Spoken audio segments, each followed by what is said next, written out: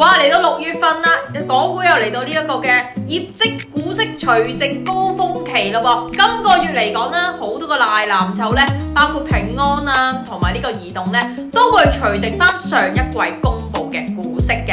唔知道你哋有冇曾經係買過某啲股票咧，目的係愛嚟收息嘅咧？今日炮姐呢條影片就想同大家解構一下咧收息嘅危機，同埋我自己嘅賴嘢嘅陷阱啦。咁眾所周知啦，其實國內嗰個嘅存款利率咧出晒名係低下嘅，得1至2%嘅啫。咁本地香港嘅定期存款最新嚟講咧，一般都唔過3%嘅喎，好難追上通脹。咁好多嘅市民咧就好中意諗住話買啲股票財息兼收咁樣話啦。但係咧，我想提醒大家咧喺收息嘅時候咧，大家都要留意翻以下5個重點嘅喎。第一就係話呢一個嘅派息咧係由公司嘅主動決定嘅，而且可以因應翻佢哋自己嘅情況咧。第一佢可以彈弓手啦，第二可以隨時加減咧，甚至唔派息嘅。當年匯豐呢隻股份咧嚇死唔少嘅小股民啊，因為咧幾十年前好多嘅朋友仔都係買佢諗住退休收息嘅，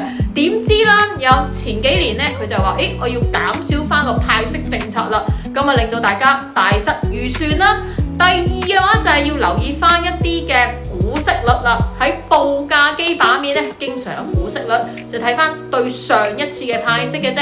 咁如果嗰個嘅派息係譬如一啲嘅特別一次性嘅派息咧，個股息率可能突然高升翻嘅，咁呢個大家都要留意翻啦。第三嚟講就係留意翻佢派息週期嘅穩定性啦，譬如一啲嘅行業相關板塊咧個輪動比較大，譬如啲航運股啊等等嘅話咧，個派息咧就相對地唔穩定，大家都要小心啲嘅噃。咁第四嚟講咧，譬如一啲喺國內咧中國註冊公司咧，佢係需要收翻10%嘅股息稅㗎。咁所以大家投資者嚟講咧，就唔好睇牌面啦。咁仲有一點就係話，譬如一啲嘅公司係用翻啲外國嘅貨幣，譬如美金啊，或者係加拿大幣嘅話咧，都要嚟翻相關嗰個匯率咧，去決定翻嗰個嘅攞唔攞嚟收息嘅。咁我覺得啦，呢一個攞股票收息咧係一個偽命題嘅，但係最主要都係嗰個嘅公司嘅穩定性啦，同埋嗰個行業嘅護城河嘅。講咗咁多，炮姐想分享自己收息瀨嘢嘅經驗咯。